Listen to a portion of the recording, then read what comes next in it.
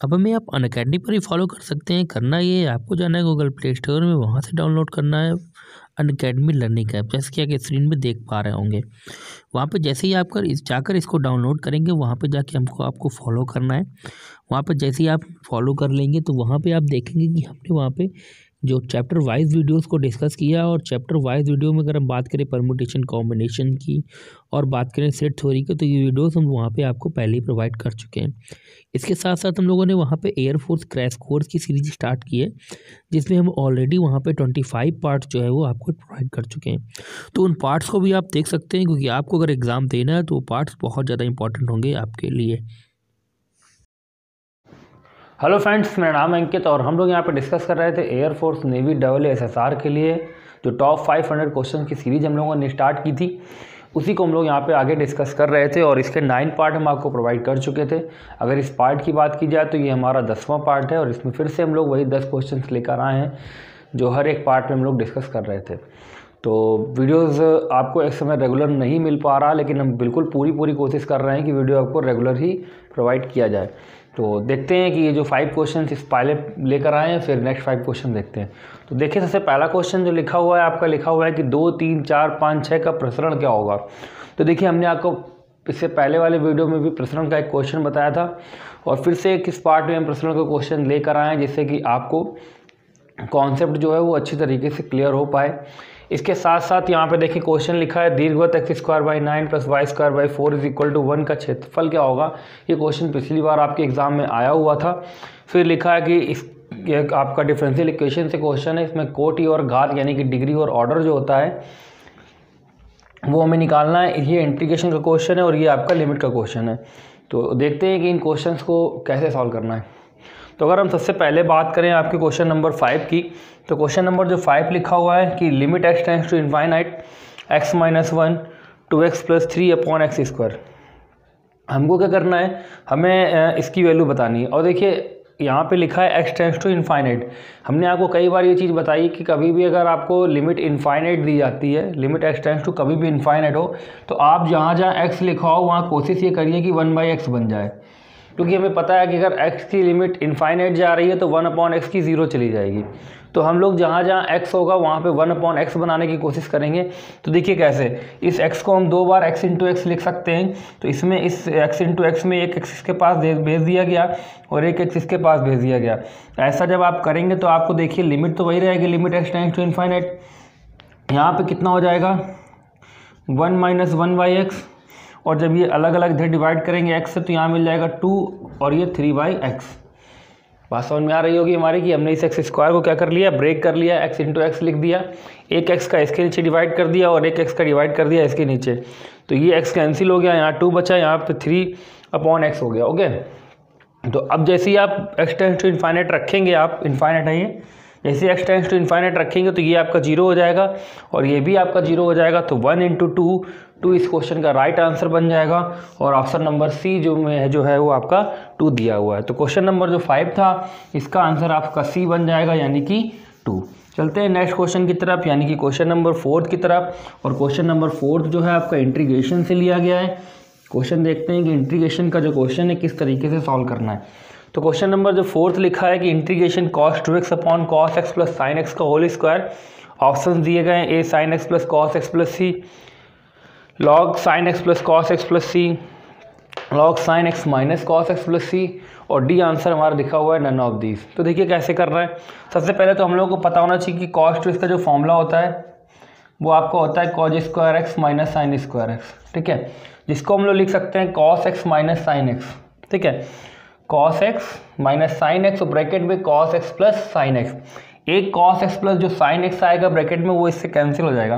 तो आपके पास जो रिजल्ट बचेगा वो ऊपर वाले से यहाँ से बचेगा cos x - sin x, और नीचे से बचेगा आपका cos x + sin x, ठीक है। अब हम लोग क्या कर रहे हैं, हम लोग देख रहे हैं कि यहाँ पे जो ये नीचे लिखा हुआ है हर में, यानी कि cos x, ठीक है, और यहाँ पे लिखा है sin x। तो हमें पता है कि sin x का लोग डिफरेंशिएट करते हैं तो हो जाता है cos x, ठीक है। तो इसका डिफरेंशिएट ऊपर दिया है और cos x का डिफरेंशिएट करते हैं तो वो होता है माइनस साइन x। तो ये ऑलरेडी ऊपर, मतलब हम ये बोल सकते हैं कि हर का डिफरेंशिएट अंश में दिया है और हमें पता है जब भी हर का डिफरेंशिएट अंश में दिया होगा तो हर हमारा x बन जाएगा। तो 1/x वाली कंडीशन ये बन चुकी है और 1/x का इंटीग्रेशन हमें पता है क्या होता है, log x। तो आंसर आपका इस क्वेश्चन का बन जाएगा log sin x plus cos x और प्लस c, तो हमारा लगना ही लगना है। तो आंसर नंबर बी इस क्वेश्चन का आपका राइट आंसर बन जाएगा। कि क्वेश्चन नंबर थर्ड को किस तरीके से करना है। क्वेश्चन नंबर थर्ड आपका लिखा है d2y dx2 की होल पावर 4 और लिखा है 7d3y dx3 की होल क्यूब। हमें ये बताना है कि इसकी घात और कोटि का योग क्या है। देखिए हमें, अगर ये जो बच्चे हिंदी में नहीं समझ पा रहे हैं तो उनको हम लोग बता दें कि ये आपका होता है ऑर्डर और डिग्री, ठीक है, हमें ये बतानी है, ठीक। तो ऑर्डर क्या होता है और डिग्री क्या होती है, इन दोनों का सम हमें यहाँ पे बताना है। सबसे पहले तो आपको पता होना चाहिए ऑर्डर और डिग्री हमारी होती क्या है। हम किसी भी कोई भी फंक्शन का जितनी बार डिफरेंशिएट करते हैं वो उसका ऑर्डर कहलाता है, ठीक है। अगर हमने किसी इक्वेशन को एक बार डिफरेंशिएट किया तो हम लोगों ने dy/dx निकाला, तो dy/dx में अगर देखें तो उसकी dy/dx है तो उसकी जो डिग्री है वो 1 है। अगर हम दोबारा डिफरेंशिएट करेंगे तो वो d2y dx2 हो जाएगा, तो ऐसी कंडीशन में डिग्री 2 हो जाएगी। फिर डिफरेंशिएट करेंगे तो d3y/dx3 हो जाएगा, तो फिर डिग्री ऑर्डर आपका उस कंडीशन में कितना हो जाएगा, 3। ये ऑर्डर की बात कर रहे हैं हम, ठीक है, डिग्री की अभी बात नहीं कर रहे हैं। इस तरीके से अगर हम 4 बार डिफरेंशिएट करते हैं तो फिर उसकी डिग्री जो है जो ऑर्डर जो है वो उसका 4 हो जाएगा, ओके।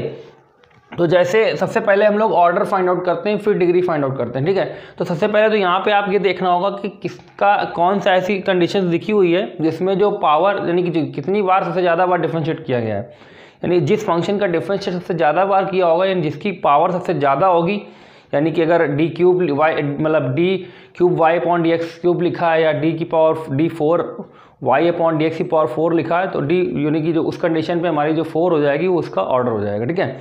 अब जैसे अगर यहाँ पे देखें तो जो यहाँ पे इसको 2 बार डिफरेंशिएट किया गया है जबकि यहाँ पे वो कितनी बार किया गया है, 3 बार।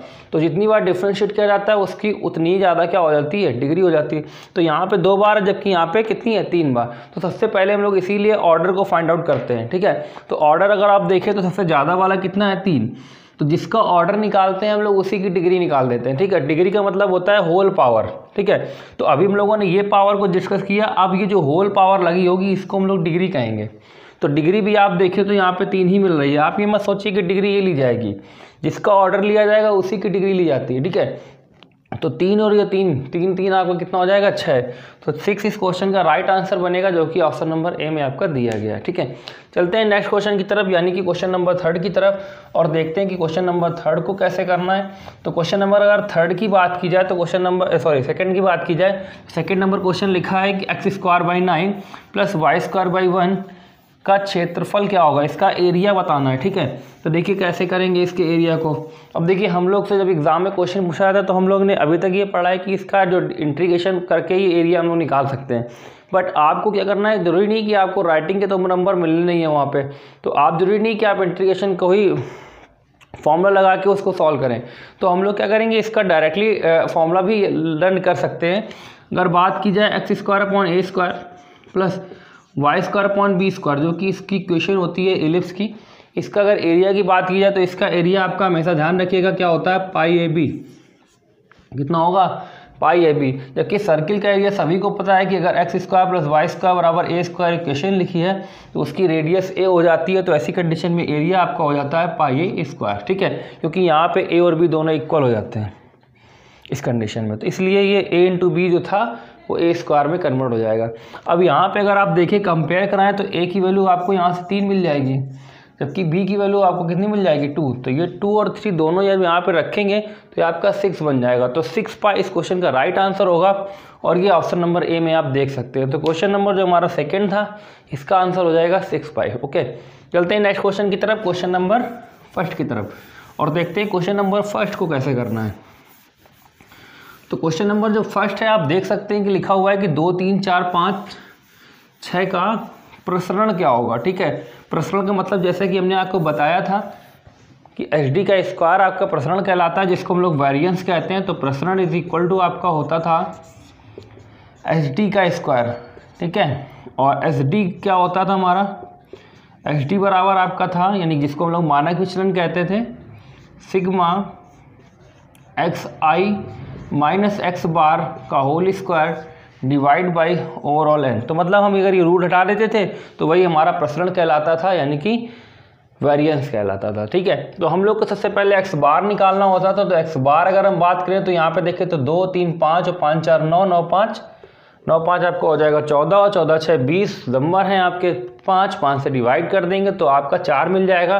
या फिर देखें तो पदों के बीच का अंतर समान है, तो जो इसका यानी कि जो इसका माध्य हो जाएगा, यानी कि जो एक्स बार की वैल्यू में निकालनी है वो आपकी हो जाएगी 4।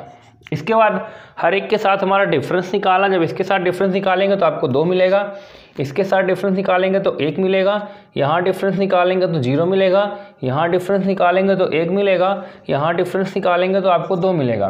फिर इन पे स्क्वायर लगा है तो हमने बताया था इसका स्क्वायर भी करते हैं। तो 2 का स्क्वायर 4 प्लस 1 प्लस 0 प्लस 1 और प्लस 4, और ओवरऑल जितने नंबर है, कितने नंबर है 5, डिवाइड कर देंगे तो 5 ही हो गया, 5 ही हो गया, 5 5 हो गया आपका 10, और 10/5 करेंगे तो 2 मिलेगा। तो 2 इस क्वेश्चन का प्रसरण हो जाएगा। ठीक है, अगर हमें यहीं पे इसका मानक विचलन निकालना होता तो मानक विचलन इसका √2 हो जाता, जिसको हम लोग कहते हैं 1.414।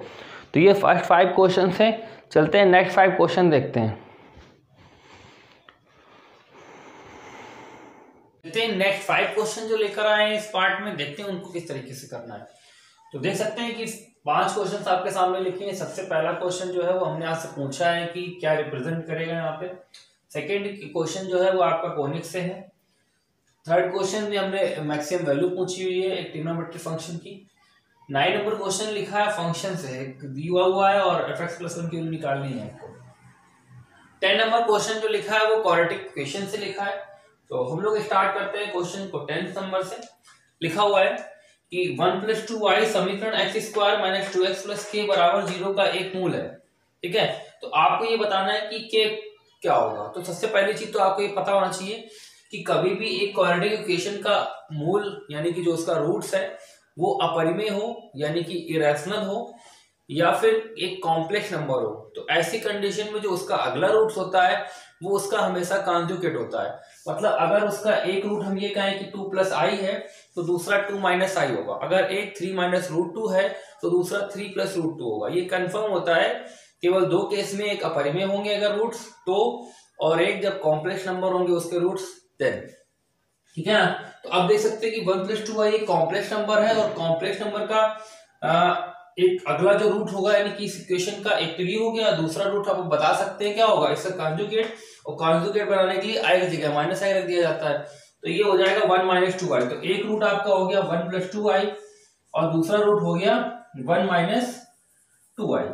ठीक है, हमें यहाँ पे दोनों का मल्टीप्लिकेशन करना है। देखिए अब मल्टीप्लिकेशन ही क्यों कर रहे हैं, क्योंकि हमें तो पता है ना कि इसमें दो चीजें होती है, एक प्रोडक्ट ऑफ रूट्स होता है, एक सम ऑफ रूट्स होता है। सम ऑफ रूट्स निकालने पर हमें k का मान नहीं मिलेगा, तो हम लोग क्या निकालेंगे, प्रोडक्ट ऑफ रूट्स। तो प्रोडक्ट ऑफ रूट्स का होता है c/a, और रूट्स हमारे ये आ चुके हैं।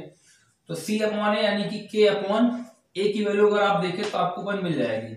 तो इन दोनों का मल्टीप्लिकेशन कर लेंगे, आपको वैल्यू मिल जाएगी k की। तो देखिए अगर मल्टीप्लिकेशन करें तो a + b a - b, तो अगर आप इन दोनों का मल्टीप्लिकेशन करते हैं तो आपको मिल जाएगा 1, और i² -1 यानी कि प्लस हो जाएगा यहाँ पे, और 2 का स्क्वायर 4। तो k का मान अगर आप निकालेंगे यहाँ से तो आपको 5 मिल जाएगा, और 5 आपको ऑप्शन नंबर ए में दिया गया है। तो आंसर नंबर ए इस क्वेश्चन का आंसर बन जाएगा आपका। ठीक है, तो इस तरीके से हम लोग जल्दी से इस क्वेश्चन को सॉल्व कर सकते हैं।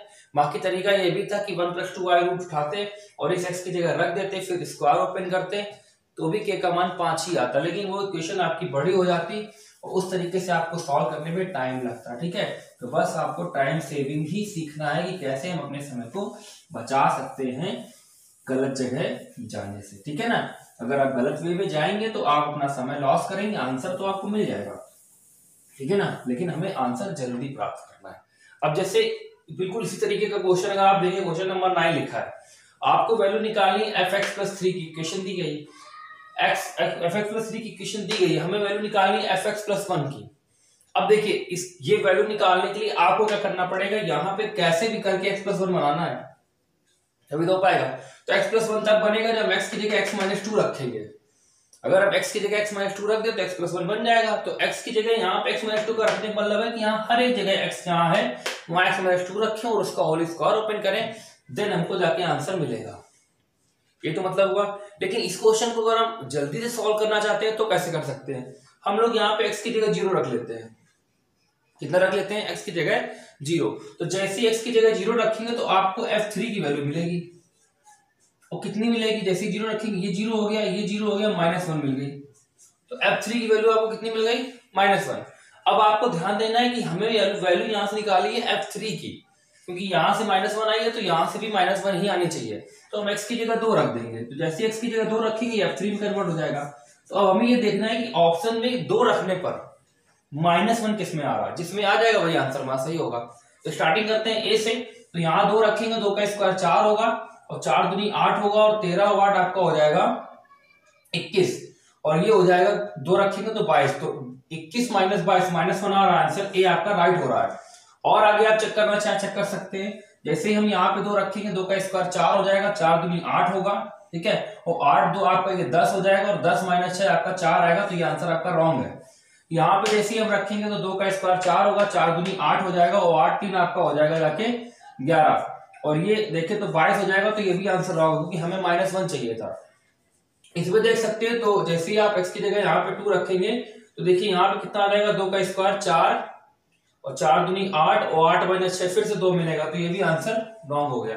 तो आप देख सकते हैं कि बिना हम इस क्वेश्चन को टफ बनाए आसानी से इस क्वेश्चन को सॉल्व कर सकते हैं। बस इसी को ट्रिक कहते हैं। ट्रिक देखिए, ट्रिक का मतलब ये नहीं कि कोई ऐसी चीज है तो बाहर से कहीं आई है, नहीं। ट्रिक का मतलब ये है कि हम अपने दिमाग को फ्रेश करके और किस तरीके से क्वेश्चन को ज्यादा से ज्यादा इजी बना सकते हैं, ठीक है, जिससे कि हमें क्वेश्चन को सॉल्व करने में ज्यादा समय ना लगे।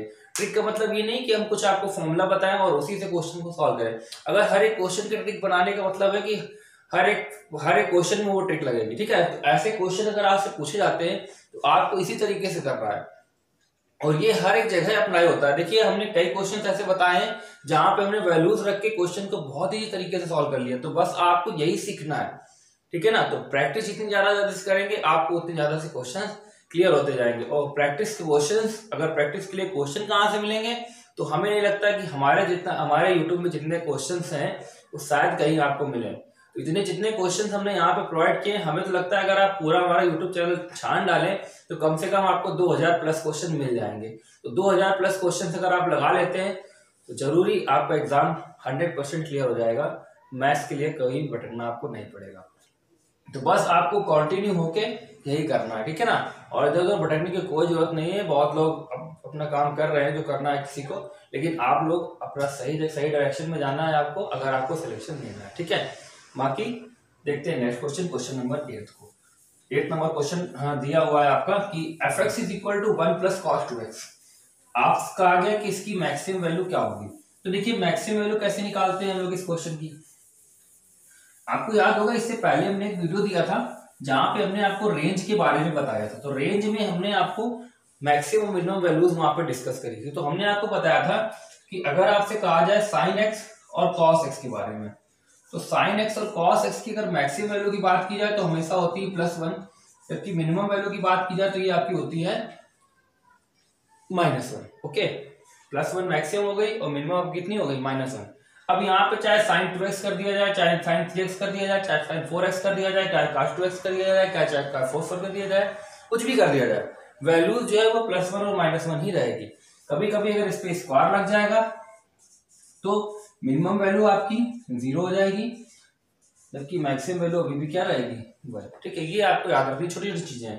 तो अब cos 2x इस पूरे का अधिकतम मान हमें निकालना है। तो अगर हम cos 2x की देखें तो एक वैल्यू -1 और एक क्या होगी, +1। तो अगर हम +1 रखेंगे तो हमको 2 मिल जाएगा और -1 रखेंगे तो हमको 0 मिल जाएगा। अब आपको यहाँ से ये ढूंढना है कि कौन सी हमारी वैल्यू मैक्सिमम है। तो मैक्सिमम वैल्यू कितनी है, 2। तो 2 आंसर हो जाएगा इसका, ठीक है। तो इस तरीके से इस क्वेश्चन को करना है। अगर मिनिमम वैल्यू निकालनी होती तो मिनिमम वैल्यू आपकी इसकी क्या हो जाती है, 0। ओके, तो इस तरीके से हम इस क्वेश्चन को सॉल्व कर सकते हैं। चलते हैं नेक्स्ट क्वेश्चन की तरफ, क्वेश्चन नंबर 7। देखते हैं क्वेश्चन नंबर 7 को किस तरीके से करना है। तो क्वेश्चन नंबर 7 हमारा पैराबोला का क्वेश्चन है। लिखा हुआ है कि एक परवलय y² = 4px बिंदु 4, 3 से होकर जाता है, ठीक है, पासिंग टू द पॉइंट 4, 3। तो आपसे ये कहा गया है कि इसका नाविलम्ब क्या होगा। नाविलम्ब का मतलब होता है लेटस रेक्टम, ठीक है। तो हमें इसका लेटस रेक्टम यानी कि LR बताना है, ठीक है। तो देखिए नाविलम्ब जो होता है LR यानी कि परवलय के लिए, तो वो आपका होता है 4a, ठीक है। अगर इक्वेशन आपकी y square is equal to 4ax है, तो उसका जो लेटस रेक्टम होगा यानी कि जो उसका नाविलम्ब होगा वो आपका कितना होगा। ऐसी कंडीशन अब देखिए, ये भी कहा गया है कि बिंदु 4,3 से होकर जाता है, तो ये बिंदु 4,3 जो है ये इसको उठा के हम लोग पुट कर देते हैं। तो जैसे ही ये बिंदु उठाकर इसमें पुट करेंगे कि होकर जाने का मतलब है कि इक्वेशन को सेटिस्फाई करेगा। तो जैसे ही 4,3 रखेंगे तो y की जगह जैसे ही 3 रखा जाएगा 9 हो जाएगा, और ये आपका हो गया 4p, और x का देखिए तो x की जगह आपको 4 लिखा है तो 4 रखेंगे, और 4p हमारा लेटस रेक्टम होगा यानी कि नाविलम्ब होगा। तो 4p इज इक्वल टू आ जाएगा 9/4, कितना आ जाएगा 9/4। तो 9/4 इस क्वेश्चन का आंसर होगा, और 9/4 आप देखें तो ऑप्शन नंबर बी में दिया है, तो 9/4 इसका नाविलम्ब यानी कि लेटस रेक्टम हो जाएगा। तो यही इस क्वेश्चन का राइट आंसर आपका बनेगा, ठीक है। चलते हैं नेक्स्ट क्वेश्चन की तरफ, या कि जो कि हमारे इस वीडियो का लास्ट क्वेश्चन होगा, क्वेश्चन नंबर 6। देखते हैं कि क्या रिप्रेजेंट कर रहा है, जो कि क्वेश्चन नंबर आपका 6 लिखा हुआ है। तो क्वेश्चन नंबर 6 में अगर आप देखें तो एक कोनिक्स की इक्वेशन लिखी है, x square 4xy plus Y square minus 4x plus 2y minus 7 is equal to 0। आपसे कहा गया ये क्या रिप्रेजेंट करती है, ठीक है। तो ऑप्शंस आप देख सकते हैं, सामने लिखे हैं परवलय, दीर्घवृत्त, अतिपरवलय और वृत्त।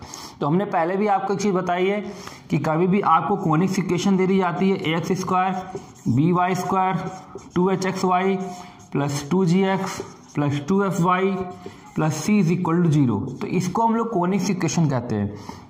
सबसे पहले तो हम लोग यहाँ पे ये पता करते हैं कि ये जो कोनिक्स इक्वेशन है ये क्या रिप्रेजेंट करती है। तो कोनिक्स इक्वेशन के लिए सबसे पहले डेल्टा निकालना होता है। डेल्टा का मान होता है ABC 2fgh minus AF square minus BG square और माइनस का CH स्क्वायर।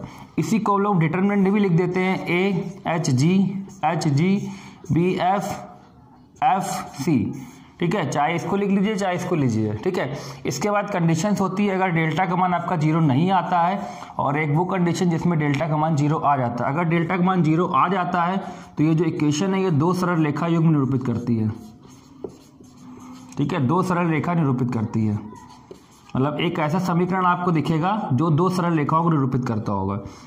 जबकि अगर 0 नहीं होता है तो फिर आपका वृत्त बन जाता है, ठीक है। और फिर सेकंड कंडीशन में अगर आप देखें तो परवलय बनता है। फिर अगर आप बात करें तो दीर्घवृत्त बनता है, ठीक है। और चौथे नंबर की बात करें तो फिर आपका बन जाता है अतिपरवलय, ठीक है। ये कंडीशंस आपकी होती है। इसमें a बराबर b होना चाहिए और h का मान 0 होना चाहिए। इसके लिए h स्क्वायर माइनस AB का मान 0 होना चाहिए। इसके लिए h square minus AB less than 0 होना चाहिए, और इसके लिए होना चाहिए h square minus AB greater than 0। ये कंडीशंस आप सेटिस्फाई कर लेंगे, आपको पता चल जाएगा कि इसमें से क्या रिप्रेजेंट कर रहा है। तो देखिए, क्योंकि यहाँ पे ऑप्शन 2 सरल रेखा निरूपित करने वाले समीकरण है ही नहीं, तो हम लोग डेल्टा की वैल्यू नहीं निकालेंगे। h स्क्वायर माइनस AB निकाल के पता कर सकते हैं कि क्या रिप्रेजेंट कर रही है। तो h अगर आप देखें इससे कंपेयर कराएं तो आपको 2 मिल जाएगा, तो 2 का स्क्वायर 4। a की वैल्यू देखें तो आपको 1 दी गई है, और b की वैल्यू भी देखें तो 1 दी गई है। तो आपने देखा तो आपको यहाँ पे मिला कितना 3, और 3 आपका ग्रेटर देन 0 है, और ग्रेटर देन 0 है तो आप देख सकते हैं कि आपका क्या बनेगा, अतिपरवलय। तो C इस क्वेश्चन का राइट आंसर बनेगा, यानी कि ये जो इक्वेशन आपके सामने लिखी है ये अतिपरवलय को निरूपित करेगी। तो अतिपरवलय इस क्वेश्चन का आपका राइट आंसर है। बाकी कोई भी आंसर इस क्वेश्चन का राइट आपका नहीं बन पाएगा। ओके, तो ये वीडियो आपको कैसा लगा कमेंट सेक्शन में हमें ज़रूर बताइएगा, और अगर अभी आपने हमारे चैनल को सब्सक्राइब नहीं किया है, सब्सक्राइब करें, लाइक करें, वीडियो को ज़्यादा से ज़्यादा लोगों तक शेयर करें। बाय।